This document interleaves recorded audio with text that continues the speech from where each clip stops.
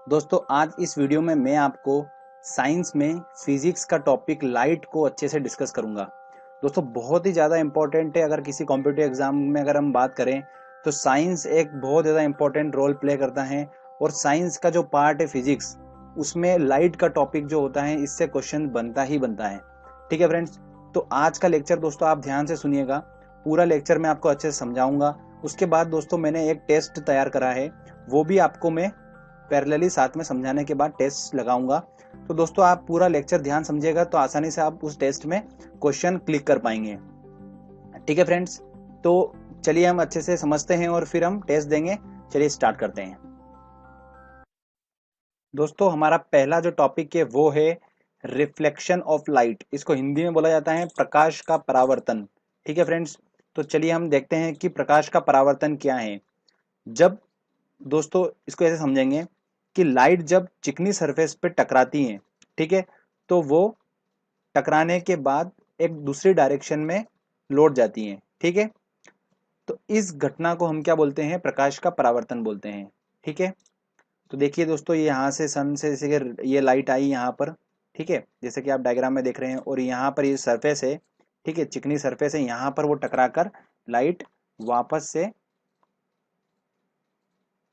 वातावरण में चली गई। आप जिसे देखा आपने, तो ये ध्यान रखिएगा बस कि रिफ्लेक्शन ऑफ लाइट क्या होता है। टकराने के बाद वापस उसी मीडियम में चली जाती हैं वो, तो इसको हम क्या बोलते हैं? Reflection of light. ठीक है, चलिए आगे और नेक्स्ट हम समझते हैं। अगला है दोस्तों रिफ्रैक्शन ऑफ लाइट, प्रकाश का अपवर्तन। दोस्तों बहुत ही ज्यादा इंपॉर्टेंट टॉपिक है, तो आप ध्यान से देखिएगा पूरा और ध्यान से सुनिएगा। ठीक है फ्रेंड्स, तो जब कोई लाइट एक मीडियम से दूसरे मीडियम में जाती है, और वो लाइट कैसे उस पे जा रही है? तिरछी अगर अगर वो इंसिडेंट होती है, ठीक है ना, तो अपनी मेन डायरेक्शन से वो हट जाती हैं। ये पूरी घटना जो होती है ये प्रकाश का अपवर्तन कहलाता है। ठीक है, तो इसको हम डायग्रामेटिकली थोड़ा समझते हैं कैसे क्या है। देखिए फ्रेंड्स क्या हुआ, अगर मान लो कि ये जो आप नीचे का सेक्शन देख रहे हैं वाटर का सेक्शन पूरा, और ऊपर का एयर है, ठीक है, तो ये दो अलग अलग मीडियम हो गए, ठीक है, माध्यम हो गए। ठीक है ना, तो नीचे वाटर का अलग और एयर का अलग हो गया। अब जो ये ऑब्जर्वर दिख रहा होगा, जैसे कि आपको यहाँ पर ये ऑब्जर्वर दिख रहा है, ठीक है, डायग्राम में, तो जब रे जो है, ठीक है, लाइट जो है, रे जो है, वो एक वाटर मीडियम से एयर मीडियम में जा रही है। ठीक है ना, तो एक्चुअल पोजीशन कहाँ पर है मछली की? जैसे कि आप देख रहे हैं यहाँ पर ये मछली है, तो जब वो रे ऐसे जा रही है, ठीक है, और यहाँ पर वो इस ऑब्जर्वर को दिखती है, ठीक है ना, तो वो अपने मेन डायरेक्शन से हट जाती है। एक्चुअल डायरेक्शन क्या थी दोस्तों इसकी? ये जा रही थी, ये ये इसकी एक्चुअल डायरेक्शन थी, बट इस डायरेक्शन से वो हटकर हल्की सी बैंड हो गई नीचे की तरफ और ऑब्जर्वर को दिखी है। ठीक है ना, तो ये बहुत ज्यादा इसके पता है रियल लाइफ के एग्जांपल बहुत ज्यादा पूछे जाते हैं एग्जाम में, तो आप थोड़ा इसको ध्यान से देखिए। आपको पूरी सिचुएशन समझ में आ चुकी है कि जब कोई लाइट एक मीडियम से दूसरे मीडियम में जाती है और तिरछी अगर आपतित हो रही है वो, तो अपने मेन डायरेक्शन से वो थोड़ा सा हट जाती है। ठीक है, तो जब अपना वाटर से एयर की तरफ जा रही है वो, ठीक है ना, तो ये अलग अलग मीडियम है दोनों। ठीक है, एक होता है रेयरर मीडियम और एक होता है डेंसर मीडियम। तो नीचे वाला जो वाटर वाला है वो डेंसर मीडियम है, और जो एयर वाला जो है वो रेयर मीडियम है। ठीक है, तो जब डेंसर टू रेयरर में जा रही है लाइट, तो वो अपने जो उसका मेन लाइट जो जा रही है वो परपेंडिकुलर से थोड़ा सा वो क्या होती है दोस्तों, अपने हट जाती है। ठीक है फ्रेंड्स, तो आप देख अब इसके एग्जाम्पल हम देखते हैं। एग्जाम्पल क्या है दोस्तों? एग्जाम्पल ये है कि तारों का टिमटिमाना भी यही होता है। अब तारों का टिमटिमाना कैसे, क्या एग्जाम्पल हम समझते हैं। देखो क्या होता क्या है कि तारे, ये पृथ्वी होती है हमारी, ठीक है, अब तारे जो होते हैं वो इतनी दूर होते हैं, ठीक है, मान लो तारा यहाँ पर है, यहाँ पर है, यहाँ पर है, यहाँ पर है, पूरे जो ब्रह्मांड में तारे फैले हुए हैं। ठीक है, अब पृथ्वी के ऊपर भी बहुत सारी लेयर होती है, अलग अलग अलग टाइप की लेयर होती है। ठीक है ना, तो जब इन तारों की लाइट जब पृथ्वी पर आती है, तो हर लेयर में वो क्या होती हैं? रिफ्लेक्ट होती जाती हैं। तो वो रिफ्लेक्ट होती जाती हैं, लाइट लाइट रिफ्लेक्ट होती जाती हैं और हमारे तक पहुंचती है। तो इस वजह से क्या होता है दोस्तों, हमको वो तारे जो होते हैं वो टिमटिमाते हुए दिखाई देते हैं। यही कारण होता है रिफ्लेक्शन ऑफ लाइट में ही। ठीक है, ये इस कारण से ही तारे जो होते हैं टिमटिमाते हमें दिखाई देते हैं। अगला होता है पानी में पड़ा सिक्का तली से ऊपर उठाई देता है। जनरली हम देखते हैं कि पानी में जैसे सिक्का डाल देते हैं तो वो हल्का सा उसके जो बेस होता है उससे हमको ऊपर उठाई देता है। उसका कारण भी यही होता है, जैसे कि मैंने आपको दिखाया। जैसे अभी हम देख रहे थे कि मछली को देख रहे थे तो हल्की सी जो एक्चुअल मछली की जो पोजीशन थी वो ये थी, बट जो ऑब्जर्वर के आंखों में जा रही है उस वो जा रही है उसकी अपेरेंट पोजीशन, मतलब उसको आभास हो रहा है कि मछली यहाँ पर है, बट एक्चुअल पोजीशन मछली की यहाँ पर है। ठीक है ना। तो उसी तरीके सिक्का जो होता है अपनी तली से ऊपर उठाई देता है, उसका कारण होता है रिफ्लेक्शन ऑफ लाइट। ठीक है फ्रेंड्स। तो इसको आप ध्यान से समझ लिया आपने। जब भी हम बात करेंगे कुछ इमेज की कि ऊपर दिखाई दे रही है पानी का सिक्का या मछली या कुछ, तो एग्जाम में बहुत क्वेश्चन पूछे जाते हैं दोस्तों इससे, तो आप इसको ध्यान से समझ लीजिएगा पूरा। ठीक है। जब कोई लाइट एक मीडियम से दूसरे मीडियम में जाती है और तिरछी आपतित होती है तो वो मेन डायरेक्शन से हट जाती है। ठीक है फ्रेंड्स, इसी को बोलते हैं प्रकाश का अपवर्तन। अब आगे हम बात करते हैं अगले टॉपिक। अगला टॉपिक आता है दोस्तों हमारा टोटल इंटरनल रिफ्लेक्शन। ठीक है, इसको हिंदी में बोला जाता है प्रकाश का पूर्ण आंतरिक परावर्तन। ठीक है, अब इसको समझते हैं। अभी हमने समझा दोस्तों अपवर्तन, समझा हमने रिफ्रैक्शन समझा हमने। तो आप जैसे कि यहाँ पर डायग्राम में देख रहे हैं, जैसे कि यहाँ पर देखिएगा, ये देखिएगा पोजीशन को। तो यहाँ पर क्या हुई दोस्तों, देखिए दोस्तों आप ये कि डेंसर मीडियम से जब रेरर मीडियम में अगर कोई रे जा रही है, तो हमने बात करी थी नॉर्मल से, जो इसका नॉर्मल है ये सेंटर में यहाँ पर, ये इस नॉर्मल से क्या होती है वो हल्का सा हट जाती है, दूर हट जाती है। ठीक है ना। तो अब ये पहली पोजीशन थी हमारी। ठीक है। अगर मैं ये किसी एंगल से जरूर ये जा रही होगी, यहाँ से किसी एंगल से जा रही होगी। ठीक है, एक मीडियम से दूसरे मीडियम में। अगर इस जो इंसिडेंट एंगल है इसका, ठीक है, आपतित कोण है, अगर मैं इस इंसिडेंट एंगल को अगर थोड़ा सा बढ़ाता हूँ, ठीक है ना, जैसे कि सेकंड वाली इमेज में देखिए आप, कि सेकंड वाली इमेज में अगर मैंने इंसिडेंट एंगल को थोड़ा सा बढ़ा दिया, ठीक है ना, तो ये क्या हुआ, जो रे थी एक मीडियम से दूसरे मीडियम में जा रही थी, तो ये वापस सरफेस पे निकल गई। ठीक है, सरफेस पे निकल गई। ओके, दूसरे मीडियम में गई नहीं है। तो इस एंगल को क्या बोलते हैं दोस्तों, क्रिटिकल एंगल बोला जाता है, क्रांतिक कोण बोला जाता है हिंदी में। अगर मैं इस क्रिटिकल एंगल से थोड़ा सा और अगर बढ़ा दूं मैं अगर इस एंगल को, तो दोस्तों क्या देखिए क्या हो रहा है, ये जो रे जिस मीडियम से जा रही थी उसी मीडियम में वापस लौट आई। ठीक है ना फ्रेंड्स।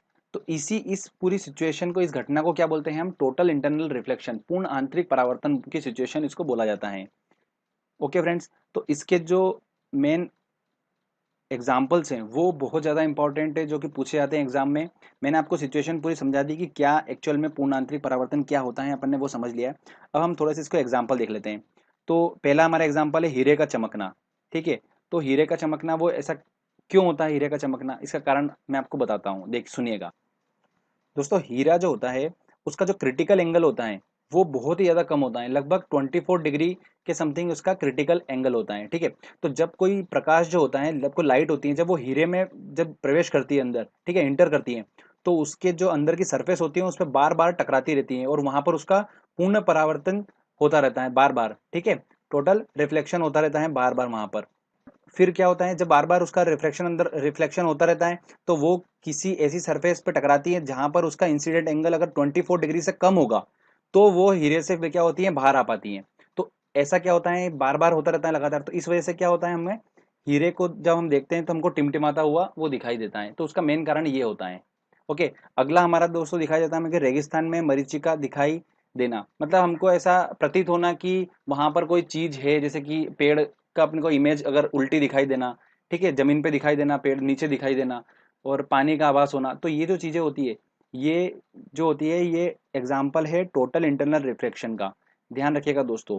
उसके बाद पानी में पड़ी हुई परख नली जो होती है हमको चमकीली टिमटिमाती हुई दिखाई देती है।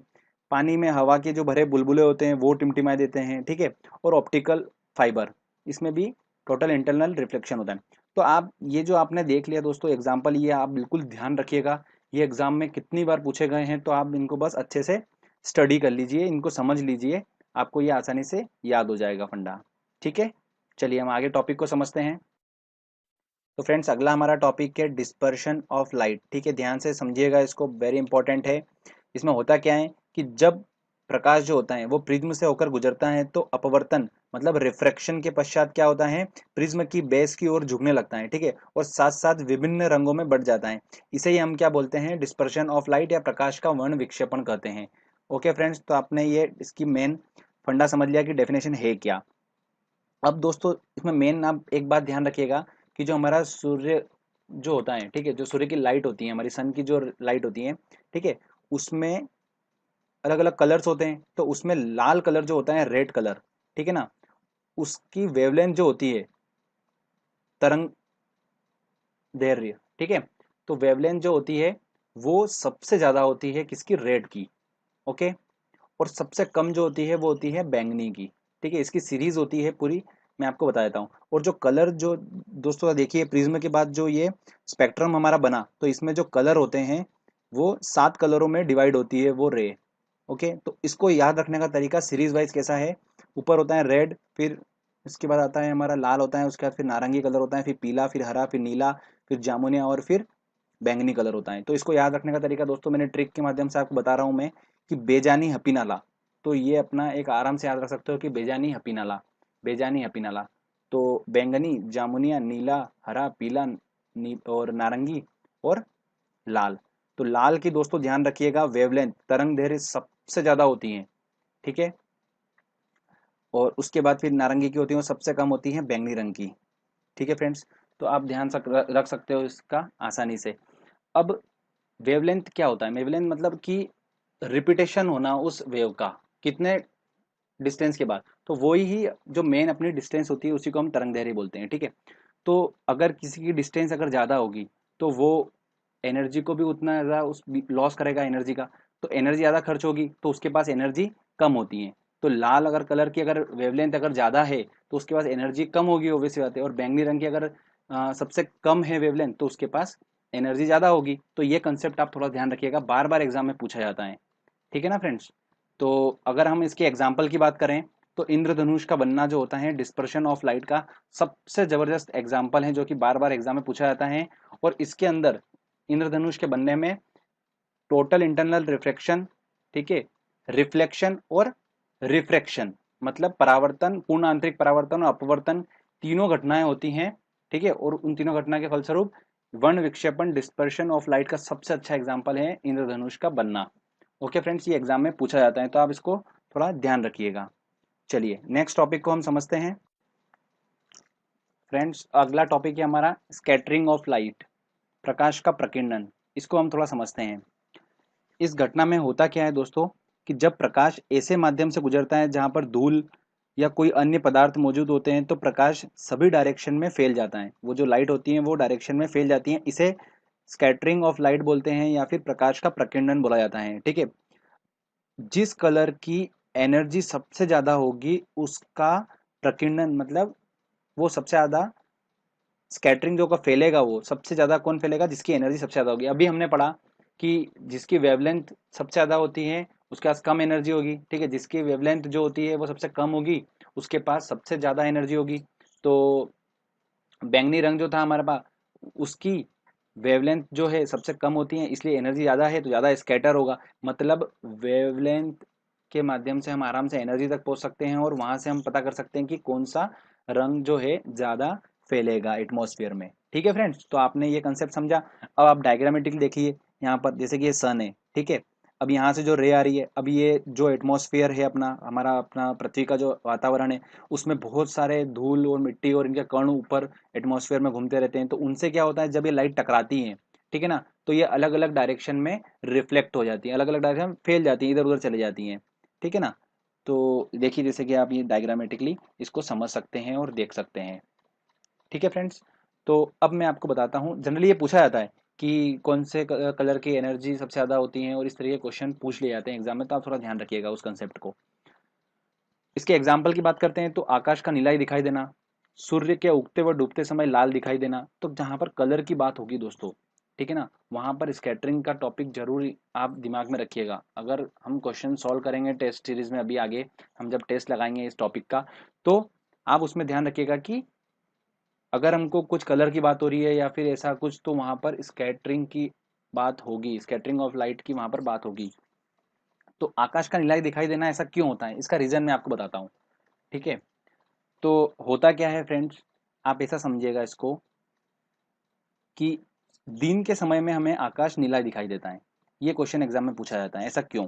तो कारण इसका ये है कि दिन के टाइम में सूरज जो होता है वो हमारी पृथ्वी के पास होता है सबसे ज्यादा, ठीक है। सुबह और शाम के टाइम पे दूर होता है, दिन के टाइम पे वो सूरज जो होता है पृथ्वी के बिल्कुल पास में होता है। तो वहां से सनलाइट जो आती है हमारी, ठीक है, उसके अंदर अलग अलग कलर्स होते हैं। तो अलग अलग कलर जब होते हैं तब वो एटमॉस्फेयर में आते हैं। तो जो बैंगनी रंग है, ठीक है, जिसकी एनर्जी जो है वो सबसे ज़्यादा है, ठीक है ना, और वेवलेंथ सबसे कम है। एनर्जी ज़्यादा होने के कारण जब वो मार्केट में टकराती, जब वो एटमॉस्फेयर में टकराती हैं, ठीक है, धूल के कणों से, तो वो सबसे ज़्यादा फैल जाती हैं पूरे एटमॉस्फेयर में। और बाकी के जो कलर्स हैं वो भी फैलते हैं, पर उतने उतने ज़्यादा लेवल पे नहीं फैलते हैं जितना बैंगनी रंग फैलता है। तो बैंगनी रंग और बाकी कलर का जो मिक्सचर बन जाता है, तो उस वजह से एटमॉस्फेयर पूरा क्या होता है, नीला हो जाता है। ऊपर का जो हम देखते हैं ना, आकाश पूरा देखते हैं हम ऊपर का, तो वो पूरा नीला दिखाई देता है हमें। इस यही कारण है उसका कि सबसे ज़्यादा जो फैलता है वो बैंगनी रंग फैलता है, और बाकी कलर के साथ वो जब मिक्सचर होता है तो फिर हमें वो नीला दिखाई देने लगता है ऊपर। और ऐसा क्यों होता है कि डूबते टाइम और सूरज उगते टाइम हमें लाल दिखाई देता है? उसका कारण ये है कि इस समय पर जब वो सूरज उग रहा है और डूब रहा है, ठीक है, जब सनसेट और सनराइज की बात आती है, तो वहां पर जो सूरज होता है वो पृथ्वी से सबसे ज्यादा डिस्टेंस पे होता है, सुबह और शाम के टाइम पर। ठीक है, तो जो हमारी, हमने वेवलेंथ की बात करी थी, तो हमारा रेड कलर है, ठीक है, उसकी जो वेवलेंथ है वो वेवलेंथ जो है सबसे ज्यादा होती है रेड कलर की, ठीक है, और एनर्जी सबसे कम होती है। तो सुबह सुबह जो होता है बैंगनी रंग की उतनी वेवलेंथ नहीं हो पाती है, इसलिए वो पृथ्वी तक उतनी नहीं पहुंच पाती जितना रेड कलर पहुंचता है, क्योंकि उसकी वेवलेंथ ज्यादा है, वो ज्यादा ट्रेवल करेगी डिस्टेंस। तो वेवलेंथ ज्यादा है दोस्तों। तो आप वहां से देख सकते हैं कि सुबह सुबह रेड जो रे है, लाइट जो है लाल कलर की, वो पृथ्वी तक ज्यादा पहुंचती है। इस वजह से सुबह सुबह हमें जो है सूरज जो है वो लाल लाल दिखाई देता है। ठीक है फ्रेंड्स, तो ये कंसेप्ट था उसका, आप इसको ध्यान रखिएगा। ये एग्जाम्पल भी एग्जाम में पूछे जाते हैं, तो आप इसको थोड़ा सा ध्यान में रखिएगा। चलिए अब हम आगे टॉपिक को डिस्कस करते हैं। अगला टॉपिक है फ्रेंड्स हमारा ह्यूमन आई, मानव नेत्र का जो डिसीज होती है, दृष्टि जो हमको होती है, ठीक है ना, दृष्टि दोष होते हैं। तो वो कौन कौन से होते हैं हमें ध्यान रखिएगा। निकट दृष्टि दोष होता है और एक दूर दृष्टि दोष होता है। इनको इंग्लिश में क्या बोला जाता है मैं आपको बता देता हूँ। निकट दृष्टि दोष को बोला जाता है मायोपिया, और दूर दृष्टि दोष को बोला जाता है हाइपरमेट्रोपिया। तो आप ध्यान रखिएगा, थोड़ा सा ये भी पूछ लिया जाता है जनरली। अब एक और चीज पूछी जाती है कि निकट दृष्टि दोष है, तो इसको थोड़ा समझते हैं हम, ठीक है। हिंदी के नाम में थोड़ा सा डिफिकल्टी है, तो आप इसको थोड़ा समझिएगा। निकट दृष्टि दोष, जब भी अगर इस तरीके से अगर आंखों के अगर दोष से रिलेटेड अगर क्वेश्चन आता है एग्जाम में, तो आप थोड़ा सा दिमाग में ऐसा रखिएगा कि जो बोल रहा है वो बिल्कुल भी नहीं है, ठीक है ना। यह कंसेप्ट है हमारा, जो बोल रहा है वो बिल्कुल भी नहीं है, वो गलत ही बोल रहा है। तो निकट दृष्टि दोष की बात कर रहा है तो मतलब गलत बात कर रहा है, निकट का दृष्टि दोष तो है ही नहीं, ठीक है ना। तो पास की चीज तो अच्छी दिखाई दे रही, पर दूर की चीज नहीं दिखाई दे रही है, तो जो बोल रहा है वो बिल्कुल गलत है, ठीक है ना। अब दूर दृष्टि दोष में ऐसे ही क्या होगा, दूर दृष्टि दोष, तो दूर की चीज तो अच्छी दिखाई दे रही पर पास की नहीं दिखाई देगी, क्योंकि दूर दृष्टि दोष है, ठीक है ना। तो दूर की दृष्टि तो दोष हो ही नहीं सकता, उसको अपने को हमेशा उसका बोलना है, आगे उल्टा बोलना है। तो दूर की चीज तो अच्छी दिखाई दे रही है पर पास की चीज नहीं दिखाई दे रही है। तो अब ये अपने समझ लिया कि इसके अंदर की बात की ये एक्चुअली बोलना क्या चाह रहा है। अब क्वेश्चन ये पूछा जाता है एग्जाम में कि जिसको निकट दृष्टि दोष हो रहा है, ठीक है ना, उसको कौन सा लेंस जो होता है वो लेंस यूज करना चाहिए। तो दो प्रकार के लेंस जनरली यूज होते हैं, एक अवतल लेंस और उत्तल लेंस, ठीक है। ये कॉन्वेक्स है और ये कॉनकेव है। अवतल को बोला जाता है कॉनवेव और उत्तल को बोला जाता है कॉन्वेक्स, ठीक है। तो ये दो तरीके के यूज होते हैं लेंस। तो अब निकट दृष्टि दोष और बार बार कंफ्यूजन होता है, हर बार अपन कितना भी पढ़ लें पर एग्जाम में अपन हमेशा गलत ये कुछ करके आ देते हैं कि यार गलत हो गया यार। तो एक बार आपको कंसेप्ट बताऊंगा तो उसमें आप कभी भी गलत करोगे ही नहीं उसको, ठीक है ना। आप ऐसा ध्यान रखिए दोस्तों कि जैसे कि आप लेंस देख रहे हो, तो अवतल इसमें 4 अक्षर आ रहे हैं, ठीक है। उत्तल इसमें 3 अक्षर आ रहे हैं, ठीक है। तो छोटे अक्षर वाला छोटा दृष्टि दोष के पास जाएगा, बड़े अक्षर वाला बड़े दृष्टि दोष के पास जाएगा। तो जैसे अवतल है, तो अवतल में 4 अक्षर आ रहे हैं तो वो निकट में 3 अक्षर आ रहे हैं तो उसके पास जाएगा। दूर में 2 अक्षर आ रहे हैं तो वो छोटे वाले लेंस के पास जाएगा, मतलब उत्तल लेंस के पास जाएगा, ठीक है ना। तो इस तरीके से आपको एग्जाम में अगर क्वेश्चन आता है ना, तो आप कभी भी पता है गलत करोगे ही नहीं। आपने जैसे ही वहां पर देखा दूर दृष्टि दोष, तो आपको पता लगा कि छोटा वाले बात कर रहे हैं, दूर मतलब 2 ही अक्षर की बात कर रहे हैं, तो छोटा वाला अक्षर वाला लेंस होगा। तो छोटे अक्षर वाला लेंस कौन सा है, उत्तल है, तो आप उत्तल आराम से लगा दोगे, तो कोई डिफिकल्टी नहीं होगी बिल्कुल भी, ठीक है ना फ्रेंड्स। अब हम बात करते हैं दोस्तों दूरबीन की बात करते हैं। तो खगोलीय दूरबीन की खोज किसने करी थी, केपलर ने करी थी। और गैलीलियो दूरबीन की खोज किसने करी थी, गैलीलियो ने करी थी। तो आप इसको आसानी से याद रख सकते हो, कोई डिफिकल्टी नहीं है। दूरबीन की खोज किसने करी थी, तो केपलर ने करी थी, गैलीलियो ने, ठीक है। केपलर और गैलीलियो ने दोनों ने मिलकर करी थी। तो खगोलीय किसने करी थी, केपलर ने, और गैलीलियो ने गैलीलियो की करी थी, ठीक है ना। तो इस तरीके से आप उसको याद रख सकते हो, कोई डिफिकल्टी नहीं है। तो फ्रेंड्स अब मैं आपको बात करता हूँ टेस्ट सीरीज की मेनली, ठीक है ना। तो जो अगर आपने ये पूरा लेक्चर ध्यान से सुना है, तो अब जो नेक्स्ट लेक्चर मेरा आने वाला है वो लाइट के ऊपर पूरा टेस्ट में आपको मैं पूरा टेस्ट करवाऊंगा, साथ साथ में सॉल्व कराऊंगा, कंसेप्चुअली आपको बताऊंगा मैं। तो इस लेक्चर को आपने पूरा देखा है तो आप वो टेस्ट को आराम से सॉल्व कर सकते हो फ्रेंड्स। ठीक है फ्रेंड्स, तो मिलते हैं टेस्ट के साथ में अगले लेक्चर में। ठीक है, और उसको सॉल्व करते हैं। वेरी आईएमपी जो क्वेश्चंस होते हैं उनके मैंने पूरी एक लिस्ट बनाई है, और टेस्ट में अपन वही क्वेश्चन सॉल्व करेंगे जो जिनके चांसेस बहुत ज़्यादा हैं एग्जाम में आने के लिए। ठीक है, अगर आपको ये वीडियो अच्छा लगा है तो जल्दी से जाइए और सब्सक्राइब कर दीजिए मेरा चैनल, और इस वीडियो को लाइक करिए और शेयर करिए। Thank you friends.